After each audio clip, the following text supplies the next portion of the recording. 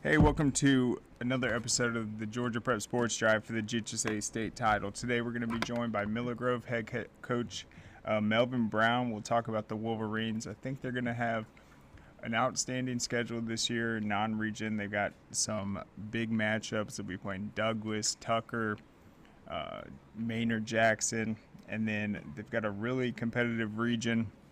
They just missed out on the playoffs last year in I guess what was a head-to-head tie with Hapeville Charter, but really they played the region champ Holy Innocents extremely close. That was a 14-7 game. They ended up beating Westminster in their final game of the season, so I think they have a chance to shake things up for sure. They've got a lot of returning talent, and this will be Coach Brown's third year. Let me just text him the new link real quick.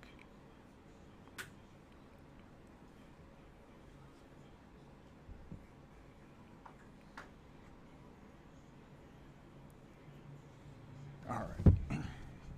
So I've got all their returning starters, and then they've had some exciting off-season activities. They actually had the U.S. Army come out, and they held a boot camp style team building day, and I want to talk to Coach Brown about that because it looked like a lot of fun and also a lot of work. And then they have a big scrimmage coming up against Chambly, another DeKalb County school that had an outstanding year last year in 5A, made history, had a huge playoff victory, and Coach Schwink's done a great job, so we'll see what he's looking for in that scrimmage. We're also going to focus on Class 6A. We'll talk about some other news we have coming up as the season is just 2 weeks away. Looks like we got Coach Brown right now. Yes, how you doing? Hey, thank you. Sorry for that delay. Welcome on, Coach. No problem. Thank you for having me. Absolutely. So this is year 3 for you. I know you're no stranger to DeKalb County. So what were you expecting just heading into this off season, and just walk us through it from a coach's perspective? Oh, I'm handling it to this off season. Like I said, going into year 3. Um, Looking to take a step this year, basically turn corner. For the last 2 years, it was in the process of basically just changing the culture, the mindset of the players and the community. A really, really good off season. So I'm very, very excited to get this season going and see what happens. Yeah, and I remember when you first took the job, you were talking about kind of going in the weight room with the team, the kind of that first initial workout, and you could get the sense from them that they really had that hunger. They wanted to be great. They wanted to go out there and represent the program well. What has Yes, sir. just the first 2 years taught you? Just some of the big wins you guys have had, just the tough region games, and just the overall effort you've seen from your guys. Um, they just basically want somebody to show them how. When I first got here, I saw that there was talent here. That's what basically drew me out. Um, Being at Stevenson playing, I saw that the school had talent. They just needed somebody to show them how to win. And in the midst of showing them how to win was basically changing how they work out, how they practice, changing how in school building, walking the hallways, being in class on time. It's all those little things that people really don't focus on to help you win the game, help you have a winning season, help you to build the culture. And so they were very hungry for that, for somebody to really show them that. And since we've been here, these kids been really acceptable to it. And like I said, we're excited for this season, see what happens. Yeah, but one of the things you've said to describe your team, you guys obviously have tremendous speed. You guys are a fast team, but then you try to instill to the players composure on the field, and so it's a dangerous combination when you can play fast, but also you don't kind of let the speed of the game dictate. You execute well. So what's that blend been like? Just getting the kids to have that focus, but then being able to take advantage of that Miller Grove speed. Well, I heard an old quote a while ago that Franklin Stevens said at Tucker when he was at Tucker High School. He said, "Speed, you either have it or you're chasing it." And fortunately, we have it. So we have a lot of speed, offense, defensively, and we plan to use it. But the biggest thing I harp on is the discipline. Playing within the whistle, playing within the rules. Don't when adversity hit, don't get upset. Because that was one of the biggest things that we dealt with when we first got here is that they didn't handle adversity well, and when adversity hit, they started to fall apart. Started to do the blame game and things like that. Like I said, we're in year 3. And a lot of that things we basically has erased, but just make sure discipline. Because of course we want everything to go right in the game, but of course, as we know, it does not. So just stay level headed and just keep playing, and just play to our tempo in the game. We wanted to dictate the tempo of the game, offense, defense, and special teams, and just being disciplined is the key thing. Yeah, and back to the offseason, I was looking at some of the things you guys have done as a team. I saw you guys had the U.S. Army. It looked like you guys held a boot camp there. My first question was that just for the players, did any coaches get involved in some of those team building activities? And just talk about what that kind of day was like and what you think your team was able to get away from it. Well, we was, looking to do some type of team building things. The coaches wanted a part of the U.S. Army. Basically wanted us to be hands off. We was there to be advised, but strictly hands off. Got them to basically to depend on each other. Like I said, sometimes, the things I noticed is when adversity hits, they have a tendency to start doing the blame game. So they forced them to do certain things together. Like, for example, they had to do 1,000 press with this big old battery type thing they had. And it was, no matter how they did it, they just had to do it 1,000 reps of it. So it taught them how to, each person had to do a part and cheer you on. We see one person weak, now you take her and that. So it's basically building to help them to support each other, to help them to trust each other. Because in this game, you got to trust the man to the left or right of you that he does his job. So they put them in some really, really good situations to basically lean on each other and trust each other to get through the tasks that they put in front of them. Yeah, the videos were outstanding. I saw the one you're talking about, the 1,000 presses. All the players are keeping their feet moving while the other guy's doing it. And then you also have that healthy competition within that. So I feel like that was a great way to come together. And then you guys put the pads back on. So what have you seen from them just at the end of this offseason, where they're at just with the season about to kick off? I see a bunch of hungry young men just ready to kick the ball up, just ready to get going. We got the pass when we ran around a little bit yesterday, and they're just excited to get this season going.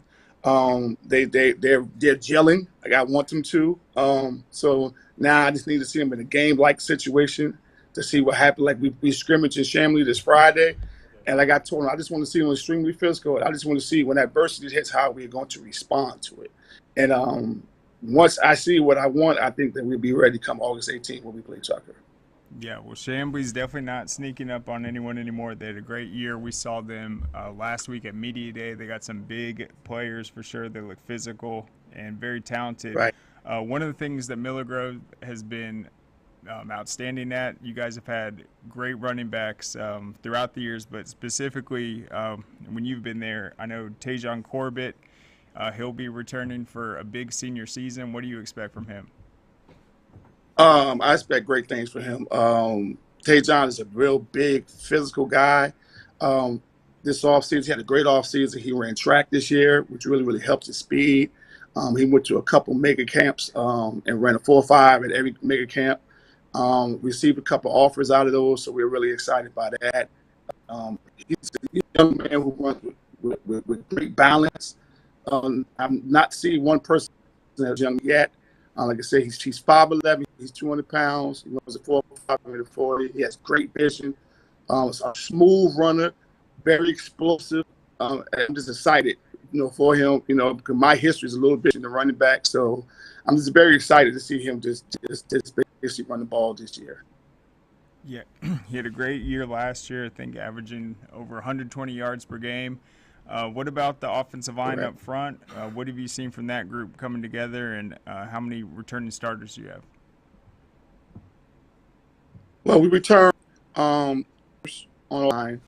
We have a transfer, that young man that came in, Melvin Brown, who's really a rising senior. So he has a lot of varsity experience also. And we're breaking in toward the right side. Our center and our right tackle are basically new from from the B level. Our center actually is a freshman, and he's a really, really good freshman. I'm excited to see what he does, but they're gelling very, very well. They're doing a great job. Tay John does a great job of supporting them, because I tell them all the time, these young men got a block for you, so you make sure you give them support and not too much yelling at them, because you need them. So, like I said, they're doing a really, really good job of just meshing, gelling together. We try to keep them together. That we do, no matter if we eat lunch, dinner, whatever the case may be. I like for the O line, the D line to always be together, because they're basically a team within the team. And without your offensive and your defensive line, in my opinion, that you're not going to be very successful if you don't have that.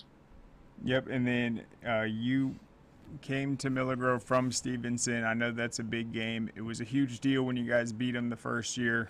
They beat you guys this year, so I know that's going to be a big region game, a big rivalry game. But what is it about these DeKalb County matchups, these rivalries, that are really special and have that historical, just added excitement to it?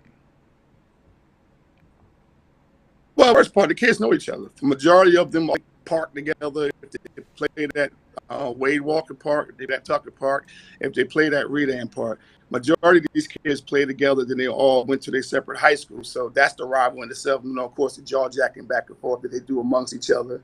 Of course, I was at Stevenson for 17 years. Got the opportunity to get the Miller Grove job. So that alone, it's a friendly rivalry. Like, nobody hates each other, but come that game, of course, we want to beat each other just for bracket rights, whatever the case may be. So the first year we beat them, last year they beat us. So I saw one of the coaches the other day. We 1-1, got a tiebreaker. But all friendly comp, no hate like that. But of course, when a coach leaves to go to another school and you play them, of course you want to beat them, and vice versa. And then I want to talk about your senior class. They were sophomores when you got there. You guys have been through two really competitive and fun seasons. But what do you get the sense from that group of seniors just heading into this year, what they are aiming to accomplish? We are expecting to do very well this year with this senior class. Like you said, it's year 3. So basically, these guys been underneath me for 3 years. They basically know my expectations, the things I want, and the things I expect. So a lot of those things that we did in year 2, I don't expect in year 3, because they know what the expectation is. They've been in the system for 3 years, so they basically know it by heart now. So the errors that was made should not be made this year. Of course, errors is going to be made in the game, but certain mistakes that they know about it like the back of their hand. In the midst of practice, I challenge my coordinators sometimes to test them to make sure, like my offensive coordinator, when we say sometimes in practice, I'll force him to signal in the wrong play, or basically make it to where the quarterback looks at him like, I don't understand what you're saying, because I want him to be able to correct that. I want him to have ownership within the office, because sometimes mistakes are made, but he makes sure he can get it. And he's done that very well for us so far. Like I said, we're very excited to get this season going, because this senior class, like I told this senior class the other day, you have the ability to make history within it, because this football team so far basically has not accomplished anything. What I mean by that is, has not won a regional championship, has not won a playoff game, has not won more than 6 games in the season. So all those things is on the table for you to do it. You could be the first class to do it in Miller Grove history. So let's make history this year, and that's one of our slogans. Let's just make history this year. Yeah, and I think just looking at what you guys have done the last 2 years and then heading to this season, I get that same sense. And there's some other schools in your position that have that opportunity to break through. It's not a perfect analogy, but I see like last year was almost like you guys losing in the 5th set of a tennis match. You guys had tons of big wins. You won some games, but then you weren't able to get into the playoffs and check off that goal. If one more win might have gone your way, you guys would have been in there, including a game like the Holy Innocents won 14-7. You guys had the big win over Westminster and some other big ones. But, I mean, what would that mean just heading forward for the program to come out of this region and get a playoff game? That would be awesome. That would be huge for the school, for the community. Our administration staff is so excited and very, very supportive of this program, and that's just one of the things that I just want to do when I got here. I told my administration staff when I first got here and walked into the gym. I've never been in the school, and I've been doing this for 22 years, but I see nothing in the Raptors that says football. We have basketball, girls and boys track. We have volleyball. We have nothing in here that says football. So it's like it's a golden opportunity to set your mark in this gym up there, no matter if it's whatever it is. But the thing that we have to do, make sure that we do to put a banner in here. So that's our motivation right there. Every time we walk in this gym, there's nothing that says football. What are you going to do about that? Are you going to be the class that make the change, or is it going to be the next class? Because one of these classes is going to do it. Let's start with this class. Let's make history here and start that legacy to where we could just continue going on with class after class after class. Yep, and just back to the region, I mean, you got Miller Grove, Southwest DeKalb, Holy Innocent, Stevenson, Hapeville, Charter, and Westminster. So there's going to be 3 teams that are outstanding, proven programs. They're going to be on the outside looking in. So it would be an outstanding accomplishment. But you also have some really big non-region games that are going to test you guys early. Definitely prepare you guys. Tucker, Maynard Jackson, you guys got the win over them last year. I think they have a ton of talent returning. Douglas is going to be even better this year. Campbell, and then Central Gwinnett, who you guys went into 3 overtimes with last year. So in terms of this overall schedule, it looks like every week's going to be a really exciting atmosphere and a great Georgia high school football matchup. Right. Well, yeah. So that's when I made the schedule. That was the plan. Those first 5 games to basically be some games that's going to be a little tough to basically prepare us for the region. Because we know the first 5 games technically really doesn't count. But of course we want to win the games, and that's our plan to win the games. But I just can't schedule games that we just going to walk over people, because I just feel that that's not going to prepare us to when we get into this tough region and got to play Southwest DeKalb and the Westminster and the Holy Innocents. We have to be prepared for that. So I had to put these guys in situations in these first 5 games to make sure they battle tested, so when we start the region play that we're ready to play. Yes, sir. And then a couple more questions. Just in terms of the overall team, who are some of the fastest guys? Because I'm looking at all their profiles, a lot of track guys, a lot of 100-meter guys, but it's got to be exciting during practice when you guys do those sprints just to see who's coming out on top. Well, we got the 4A record holder in Ali Dargan. He runs a 28 in the 200, 10.34 in the 100. So he's a state championship in both of those. We have Keyshawn Weathers, who's a 2-way player for us. We play defensive back and wide receiver. Of course, we have Tajon Corbett, who's our starting running back. We have a young sophomore receiver in Kenneth. He's an extremely talented kid who we're really excited about. We have another young 6'2" receiver / corner, and Xavier Wilson, who's a very long, rangy, possession type guy, who really run really good routes, have good cover skills. We have a young Kraft, who was also on the team, who's a 10'9" kid who starts corner. Also the backup running back. So we have a lot of speeds on offense and the defense, and I'm just really excited to get these guys just get to running. Like I tell them, we're going to run track on the football field. We got to make guys chase us. And like the quote I said to you earlier, you either got the speed or you chasing it. Right now we got it, so they got to chase us. Yeah, that is a great quote. And then in terms of winning some of these tough matchups early, every coach is going to say it's important, but how key is it going to be for you guys just to be aggressive, produce turnovers, and win that turnover margin to really put these games in your favor? That's when we go into the game. One of the last things I said to them, is being fast, physical. Just play hard, do your job, your assignment. Don't do nobody else's job. Do your job. And I challenge my coaches to keep it simple so they could play fast. Sometimes you put too much more, you get them thinking too much, they start to play slow because they're too busy thinking instead of playing. So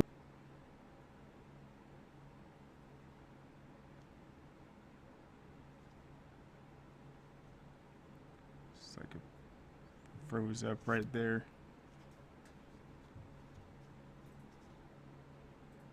All right. We'll see if we can get connected again. If not, thank you so much for coming on, Coach Brown. He's talking about the turnovers. Keyshawn Weathers, who he was talking about, a two-way player, 100-meter guy. I think he said he runs it in the maybe 10.5 range. He's definitely on that state championship track, but he got an interception last year, 27 tackles. They're going to have a lot of speed in that secondary. So I think turnovers will definitely be huge. That's something they were decent in last year, but in those close matchups, the Central Gwinnett one, the Holy Innocents game, that was a 14-7, just battle throughout it. I mean, one turnover, good field position, that can go a long way. So I think if they're able to get their hats on the ball and tilt that a little more in their favor, that could be the difference. It's going to get Miller Grove into the playoffs. And as I said, you're going to have 3 teams that are outstanding that are going to be on the outside looking in that incredible region. Sorry, 2 teams. It's going to be Holy Innocent, Stevenson, Westminster, Hapeville Charter, Miller Grove, and Southwest DeKalb.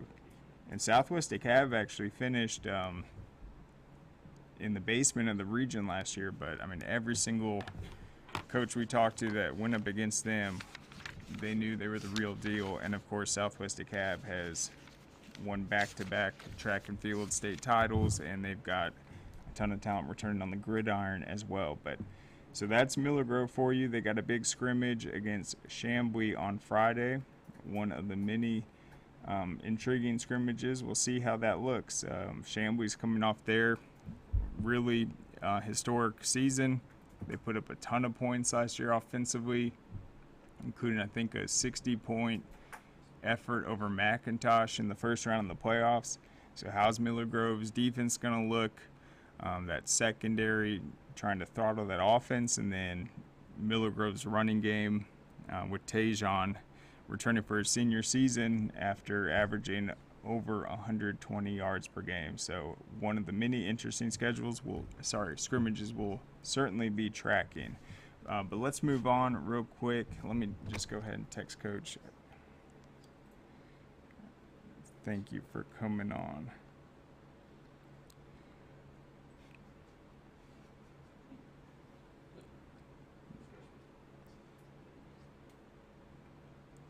And then what he was saying, obviously Miller Grove, one of the better basketball programs in the state. He was saying they've got all those basketball banners around the hallways, but no football ones, and that's their goal. They want to make history that season.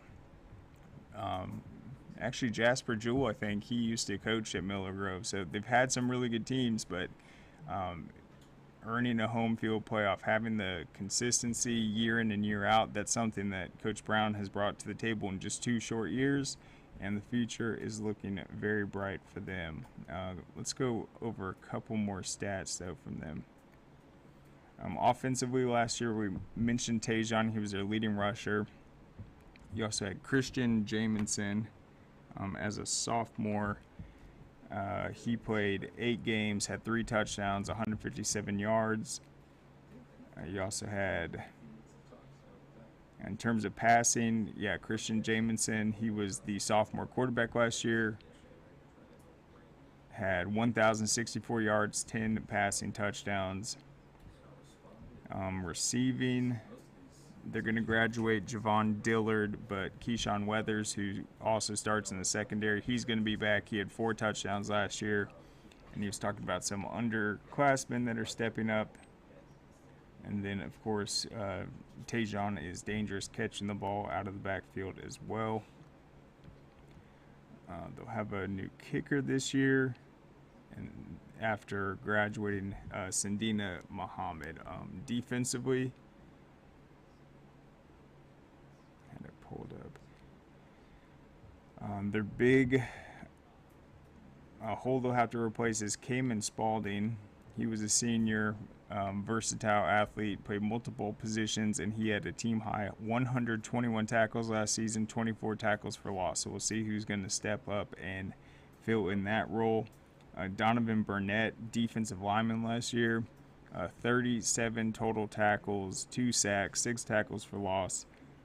You also had Marquise Fallon as a sophomore got involved at linebacker, and then as Coach Brown was talking about, they're going to have a freshman starting at center. I'll have to look back and get the name on that, but obviously he's going to be a physically gifted kid to be going into his first varsity season and starting on the offensive line against Tucker week 1. That will be exciting. So pay attention to Miller Grove this year. We certainly will. So let's move on real quick and look at some of the news in Class 6A. Here we go. All right. So the Georgia High School Football Daily started back up, and they have the computer forecast. I always like looking at these because it goes by the historical success of the programs and gives a projection. Sometimes they're accurate, sometimes they're not so much.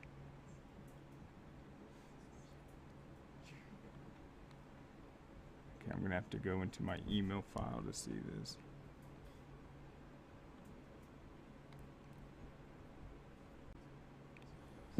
All right, so in Region 1 in Class 6A, their predicted region champion is going to be Lee County. And this is interesting. They actually have the highest ranking, it looks like, in Class 6A in the computer, higher than Hughes. So that's interesting. They have a 90.45 rating. They're projected 8-2 regular season record. 99.3% chance of making the playoffs. And then also in that region, North Side Warner Robins comes in at 2, Houston County 3rd, and then Thomas County Central. So I definitely think those 4 are poised to make the playoffs, but that's an order that we could see change. It's hard to think that Houston County is going to finish 3rd in that, and then Thomas County Central obviously is coming off an incredible season with Justin Rogers at the helm. In Region 2, Brunswick over Glen Academy, Effingham County at number 3, followed by Evans and South Effingham. I think Effingham County is a team that's been in the rankings in Matt Stewart's poll and some other ones. They've got a great team coming back. Region 3, Woodward Academy over second place Lovejoy, and they have 100% chance, according to the projections, to make the playoffs.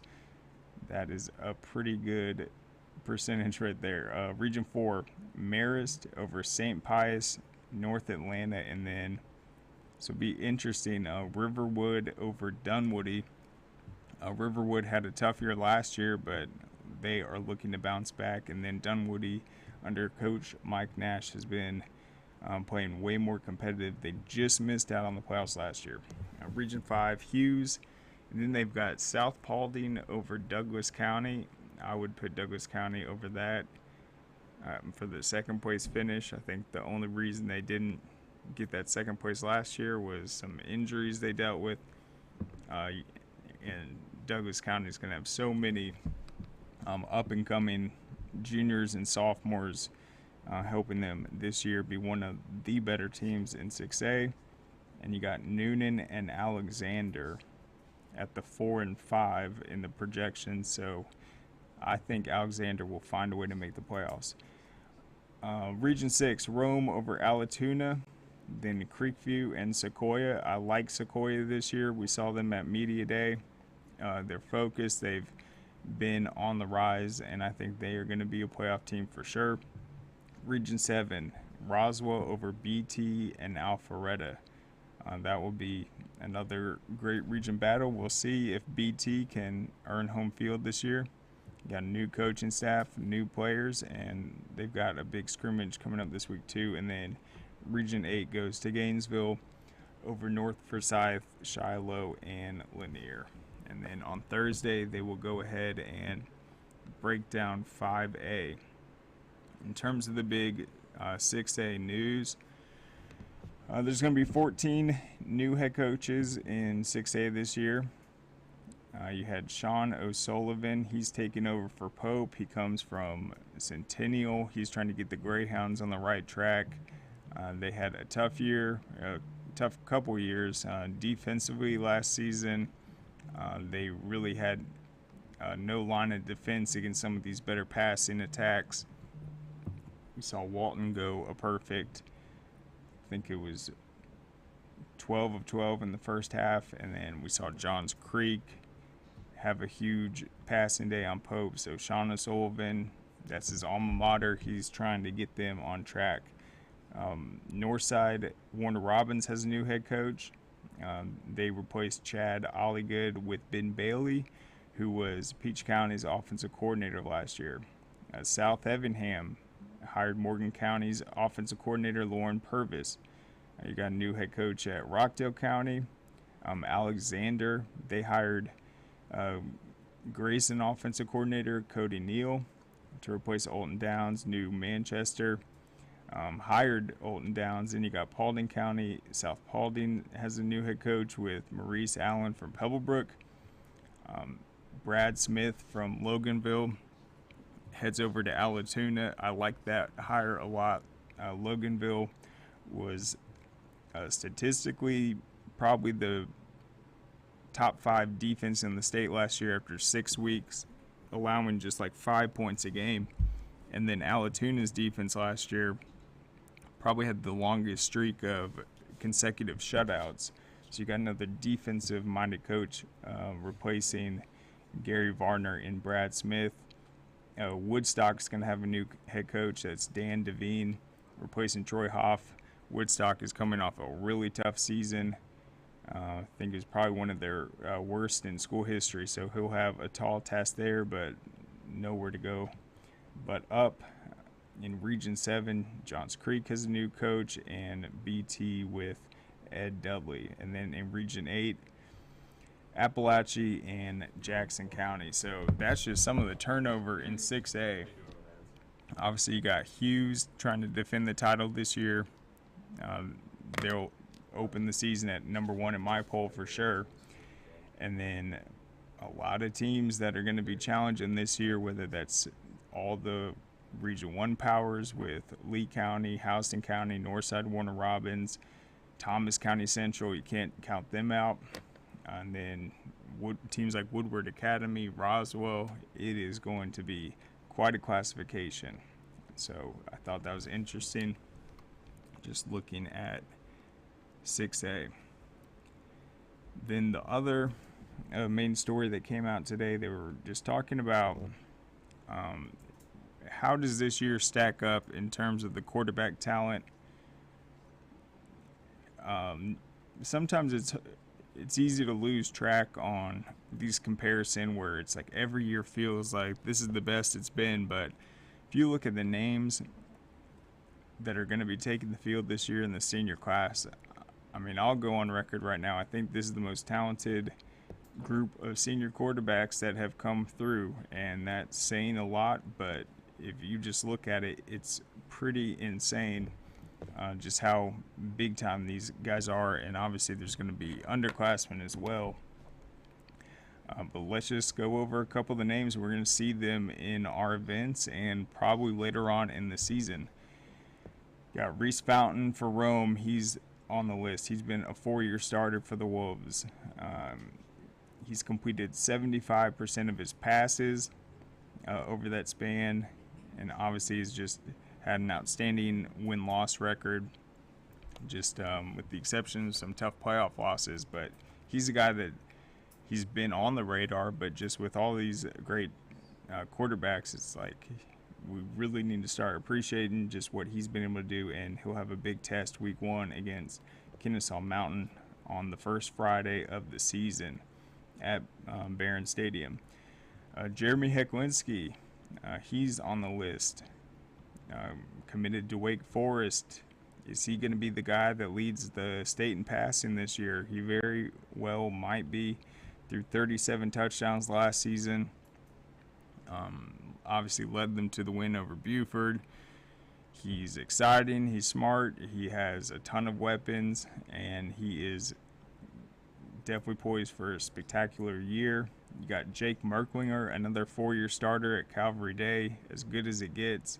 He's got a great tight end, great receivers.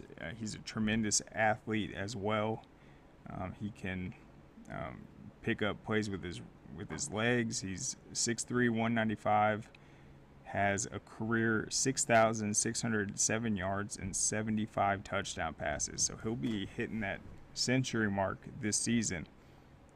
Luke Kromenhoek, another senior coming off a state championship run. He's been the starter since his sophomore season. He's going to Florida State, of course, and he's the number 2 rated quarterback in the state right now, behind Dylan Raiola. In terms of the seniors, you can't forget Prentice Air Nolan. I don't know what he needs to do differently. He's just been outstanding every time we've watched him. Doesn't throw interceptions, balls out every single game. And I mean, the only time I've ever seen him lose was, I think, as a sophomore to Buford in the state championship when they missed a game-winning field goal. He's a winner. He's as good as it gets. I can't wait to see what he does. And then another senior on that list is obviously Aaron Philo, state championship passer from Prince Avenue. So the question's been asked, is this the most talented crop of quarterbacks that Georgia's ever seen? And I'm going with yes. And then you have the underclassmen to contend with. You got Antoine Hill, you got Luke Nickel, you got Juju, and many, many more. So that list is incredible, and certainly the most exciting aspect of this season for sure. You win a state championship this year as a quarterback, it's going to say a lot, because you're going to have to go head-to-head with the best in the country. So there you have it right there. Starting this week, we're going to have more stories posted at scoreatl.com. Today, Najee's posting his story, correct? And that was on the scrimmage, the Pebblebrook against McEachern, which is a really interesting one in 7A. Cobb County Schools both have new head coaches, and it is probably the first scrimmage of the season. I think that's going to be Thursday night. That's right, Friday. That'll be on Friday. Then tomorrow I'll have my story posted, and then Seth's going to take over on Friday, and we'll probably keep that rotation moving forward. And so that will be something you can go to scoreatl.com. They'll be up by noon each day. Let's see. Then I'm going to focus on my story tomorrow. It's going to be on Buck Godfrey. And this is a really big deal. I was at the official naming when they named it in his honor. It's a Buck Godfrey Stadium. That was probably in 2013, and now he is getting into his third Hall of Fame, and this is probably the biggest, the Georgia Sports Hall of Fame, that's going to be in February. He's going in there with Andrew Jones, and another big name that's going in is Mark Richt. I thought that was exciting. I mean, Mark Richt, he didn't win the national championship at Georgia, but when you talk to any coach around the state and just coaches that they admire and guys they've just gotten mentorship from or have modeled their approach to things, I mean, Mark Richt, his impact is very huge just on the state of Georgia, and it's exciting to see his son currently as the offensive coordinator at Prince Avenue Christian, winning state championships there and really running an exceptional offense. So congrats to him, and then I'll have that story up with Coach Godfrey getting into the Hall of Fame. In terms of the other news, I think on Friday we'll probably mention it, but there has been a slight change to the Corky Kell Dave Hunter Classic lineup. The Friday games, it's going to be Mount Pisgah and Fellowship Christian playing at Fellowship Christian at 2:30 before the doubleheader in Rome. They'll still be televised, but it's going to be two separate locations. We'll update the schedule and have the story out on scoreatl.com. And so that'll be an exciting first Friday of the season. 3 games, 2 locations, but that will also guarantee that the games are going to run on time. And I know that will be a big matchup with those 2 teams that they both made their Corky debuts last year. It was a really competitive back and forth game. And I know that Fellowship's going to want to get that victory on their home field. And then we also have the Corky Kell Luncheon coming up this Monday. And it will be the 12th annual kickoff luncheon. It's going to be absolutely star-studded. We're going to have the AJC Super 11 there. They have not released it yet, so I'm not going to drop the names, but I think the buzz around that is going to be huge. We've gotten some RSVPs already, and we're going to have guys coming that are fresh off some big announcements in the recruiting scene, and that's just going to be a wild event. I know the energy is going to be there with everyone excited for the upcoming season, and it will be after a lot of these teams have their first scrimmage, so it will definitely feel like football this Monday. But that's all I got for you right now. We'll be back tomorrow with Keeping It Real with Najee Wilkins. Thank you to Coach Brown for joining us, and we'll see you then.